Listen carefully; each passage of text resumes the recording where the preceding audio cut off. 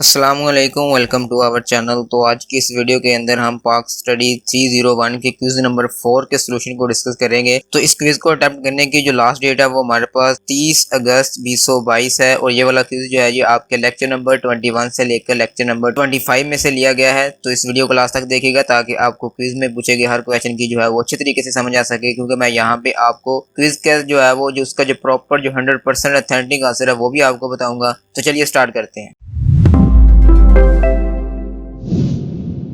Welcome back जी। तो quiz start करने से पहले आप यहाँ पे जो है उसका डेट और टाइम जो है वो यहाँ पे नोट कर सकते हैं, ताकि आपको जो है वो इस बात की यकीन दहानी हो सके कि ये वाला क्विज जो है ये बिल्कुल हमारा लेटेस्ट क्विज है। ठीक है, तो यहाँ पे जो सबसे पहले क्वेश्चन नंबर 1 आ जाता है जी कि इलेक्टिव बॉडीज डिस्क्वालिफिकेशन ऑर्डर, जिसको हम EBDO भी बोलते हैं, was introduced in the period of dash. कि हमारे पास जो EBDO यानी कि इलेक्टिव बॉडीज डिस्क्वालिफिकेशन ऑर्डर जो था वो किस पीरियड के अंदर मुतारफ करवाया गया था, यानी कि कौन सी दौर हुकूमत के अंदर उसको मुतारफ करवाया गया था। तो यहाँ पे ऑप्शन आ जाता है कि president Ayub Khan, president Pervez Musharraf, president Ziaul Haq और प्रेसिडेंट यहिया खान। तो यहाँ पे इसका जो राइट आंसर है वो हमारे पास ऑप्शन नंबर ए यानी कि प्रेसिडेंट अयूब खान बनता है, क्योंकि जो प्रेसिडेंट अयूब खान का जो दौर हुकूमत था उसके दौरान ही यहाँ पे जो है वो इलेक्टिव बॉडीज डिस्क्वालिफिकेशन ऑर्डर को जो है वो इंट्रोड्यूस करवाया गया है। तो यहाँ पे अगर आप इसका राइट आंसर अपने हैंडआउट में से भी ढूंढेंगे तो यहाँ पे आपको मिल जाएगा। तो यहाँ पे जब आप अयूब खान की पॉलिसीज के अंदर जाएंगे यानी कि पेज नंबर 49 के अंदर,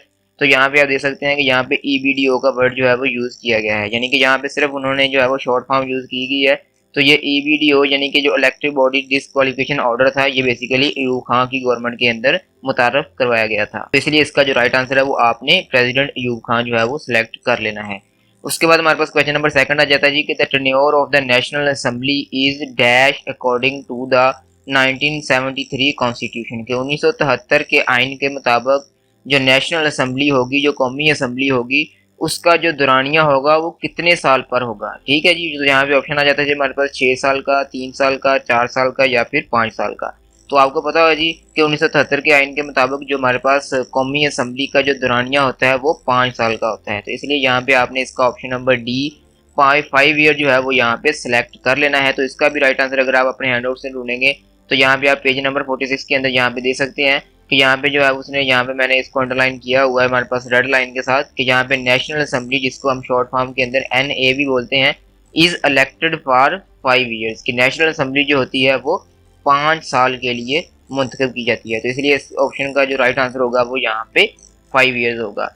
उसके बाद हमारे पास क्वेश्चन नंबर 3 आ जाता है जी कि the lower house of the parliament is called as dash. के हमारे पास जो पार्लियामेंट का जो लोअर हाउस होता है, यानी कि आपको पता है कि हमारे पास जो पार्लियामेंट होते हैं उसके 2 हाउसेज होते हैं, एक हमारे पास अपर हाउस होता है, एक हमारे पास लोअर हाउस होता है। तो आपने याद रखना है कि जो हमारे पास अपर हाउस होता है उसको हम सेनेट बोलते हैं और जो लोअर हाउस होता है उसको हम नेशनल असेंबली बोलते हैं। तो इसलिए यहाँ पे जो इसका राइट आंसर होगा वो हमारे पास नेशनल असेंबली होगा, जो कि ऑप्शन नंबर ए है। तो इसको भी अगर आप अपने हैंडआउट्स के देखेंगे तो यहाँ पे पेज नंबर 46 के अंदर आप यहाँ पे देख सकते हैं कि लोअर हाउस जो है वो उसके नेशनल असेंबली हम कहते हैं, जो कि is elected on population basis, जिसको हम पॉपुलेशन की बेस के ऊपर सेलेक्ट करते हैं। जबकि जो हमारे पास सेनेट होता है वो हमारे पास इक्वल रिप्रेजेंटेशन की बेस के ऊपर सेलेक्ट किया जाता है। तो इसलिए आपने इस ऑप्शन का जो राइट आंसर है वो यहाँ पे नेशनल असेंबली लगा देना है। उसके बाद हमारे पास क्वेश्चन नंबर 4 आ जाता है जी कि which pact was signed between Pakistan and India after war of 1965। के 1965 की जंग के बाद पाकिस्तान और इंडिया के दरमियान में कौन सा मुआहदा जो है वो तय हुआ था।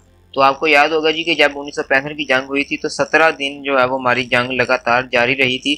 17 दिन जब गुजर गए थे, यानी कि 17 दिन गुजरने के बाद जो है वो पाकिस्तान और इंडिया की गवर्नमेंट के दरमियान में ये जो एक्ट हुआ था कि ताकि जंग को जो है वो ख़त्म किया जाए, वो बेसिकली ताशकंद पैक्ट था, जिसको हम ताशकंद एक्ट भी बोलते हैं। तो इसलिए यहाँ पे इसका जो राइट आंसर होगा वो हमारे पास option number D Tashkent pact होगा, कि जो 1965 की जंग के बाद जो हमारे पास पाकिस्तान और इंडिया के दरमियान में मुआहिदा तय हुआ था वो ताशकंद का मुआहिदा था। तो इसका राइट आंसर भी अगर आप अपने हैंडआउट्स के अंदर चेक करेंगे तो यहाँ पे आपको इसका क्लियरली जो है वो आंसर मिल जाएगा कि जो ताशकंद पैक्ट था वो 1965 की जंग के नतीजे में किया गया था। तो इसलिए इसका जो राइट आंसर होगा वो ताशकंद पैक्ट होगा। उसके बाद हमारे पास क्वेश्चन नंबर 5 आ जाता है जी the share of agriculture in annual GDP is dash in Pakistan. कि हमारे पास जो एग्रीकल्चर जो ज़राअत का जो शेयर है वो पाकिस्तान की जो टोटल GDP है, जो सालाना GDP होती है, उसमें उसका कितने % शेयर होता है। ठीक है, यानी कि उसका कितने फीसद हिस्सा होता है। तो उसका ऑप्शन आ जाता है हमारे पास 26%, 50%, 60% एंड 45%। तो आपने याद रखना है कि हमारी पाकिस्तान की जो एनुअल जीडीपी है, जो सालाना ग्रोथ है, उसके अंदर जो एग्रीकल्चर का हिस्सा होता है वो हमारे पास 26% होता है, जिसको हम 26% कहेंगे। तो इसलिए इसका जो राइट आंसर होगा वो यहाँ पे 26% होगा। तो इसको भी अगर आप अपने हैंडआउट्स के अंदर चेक करेंगे तो यहाँ पे आप देख सकते हैं कि पेज नंबर 58 के अंदर यहाँ पे क्लियरली लिखा हुआ कि share of agriculture to GDP is 26%, कि हमारे पास जो जीडीपी का जो शेयर होता है वो 26% होता है। तो इसलिए इसका जो राइट आंसर है वो आपने 26% जो है वो चूज कर लेना है।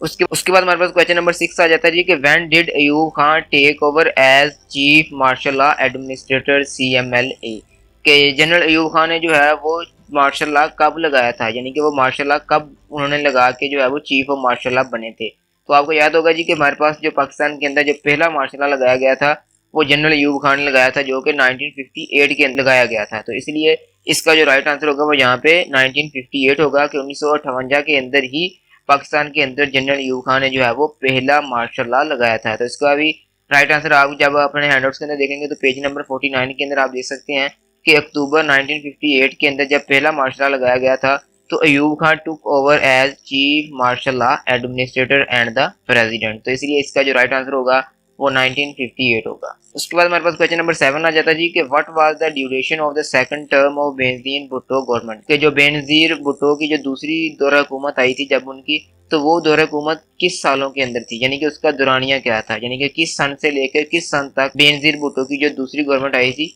वो उसका सन कौन सा था। तो इसका यहाँ पे जो राइट आंसर है वो हमारे पास 1993 से लेकर 1996, यानी कि 1993 से लेकर 1996 तक जो है वो बेनजीर भुट्टो की दूसरी दौरे हुकूमत आई थी। उसके अलावा उनकी जो पहली दौरे हुकूमत है वो पहले 88 से लेकर 1990 के दरमियान में भी आ चुकी थी, लेकिन यहाँ पे उसने दूसरा दौरे हुकूमत पूछा है, तो दूसरा दौरे हुकूमत जो था बेनजीर भुट्टो का वो 1993 से लेकर 1996 तक का था। तो इसका भी राइट आंसर अगर आप अपने हैंडआउट्स के अंदर ढूंढेंगे तो पेज नंबर 52 के अंदर जो है वो यहाँ पे क्लियरली लिखा हुआ है कि बेनजीर भुट्टो का जो पहला दौरा हुकूमत था वो 1988 से लेकर 1990 तक का था, जबकि उसका जो दूसरा जो टेन्योर था गवर्नमेंट का वो बेसिकली अक्टूबर 1993 से लेकर नवंबर 1996 तक का था। तो इसलिए इसका जो राइट आंसर होगा वो ऑप्शन नंबर 3 1993 से लेकर 1996 का आंसर होगा। उसके बाद हमारे पास क्वेश्चन नंबर 8 आ जाता है जी कि where are the deposits of sulphur found in Pakistan, के पाकिस्तान के किस इलाके के अंदर सल्फर जो है वो पाया जाता है। तो इसका जो राइट आंसर होगा वो हमारे पास कलात, खैरपुर और मर्दान होगा, जो कि यहाँ पे ऑप्शन नंबर 2 बनता है,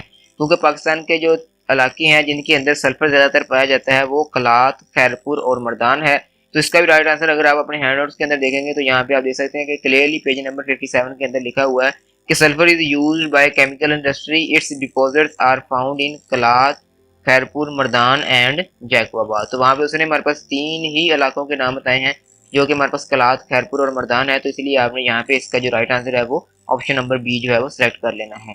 उसके बाद हमारे पास क्वेश्चन नंबर 9 आ जाता है जी कि according to the 1973 constitution Pakistan had a dash, के 1973 के आइन के मुताबिक पाकिस्तान में कौन सा पार्लियामेंट निज़ाम जो है वो अपनाया गया है। उसमें हमारे पास आ जाता है कि unicameral parliament, tricameral parliament, bicameral parliament और मल्टी कमर्शियल पार्लियामेंट। तो आपको याद होगा कि मैंने आपको पहले भी बताया कि 1973 के आइन के मुताबिक पाकिस्तान का जो पार्लियामेंटी निज़ाम था वो दो हमारे पास मुश्तमिल था, 2 हाउसेस पर मुश्तमिल था, जिसमें हमारे पास पहला सेनेट था, दूसरा नेशनल असेंबली था। तो इसलिए यहाँ पे इसका जो ऑप्शन आएगा वो हमारे पास बाइकमेरियल पार्लियामेंट आएगा, क्योंकि हमारे पास जो 1973 के आइन के मुताबिक जो पार्लियामेंटी निज़ाम जो मुंतखब किया गया था वो हमारे पास बाई कमर्शियल पार्लियामेंट था। तो इसका भी राइट आंसर अगर आप अपने गूगल के ऊपर सर्च करेंगे तो यहाँ पे आप देख सकते हैं कि under the 1973 constitution Pakistan adopted by commercial system of the central which is called the parliament composing the president and the national assembly and the senate, के पाकिस्तान में जो पार्लियामेंटी निज़ाम मुंतखब किया गया था वो नेशनल असेंबली और सेनेट पर मुश्तमिल था, यानी कि 2 हाउसेस पर मुश्तमिल था। ठीक है जी,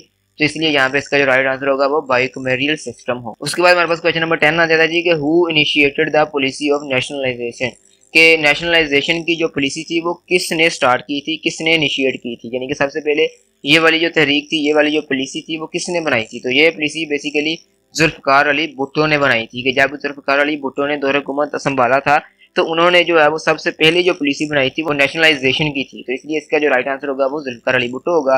तो इसको भी अगर आप अपने हैंडआउट्स के अंदर सर्च आउट करेंगे तो यहाँ पे आप देख सकते हैं कि जुल्फ़िकार अली भुट्टो का जब यहाँ पे 1972 से लेकर 1977 तक का जो दौरानिया था उसके अंदर जो सबसे मेजर पॉलिसी बनाई गई थी वो बेसिकली नेशनलाइजेशन की तरफ से थी, यानी कि major policy of mister Bhutto was nationalisation. तो इसलिए इसका जो राइट आंसर होगा वो यहाँ पे जुल्फिकार अली भुट्टो होगा।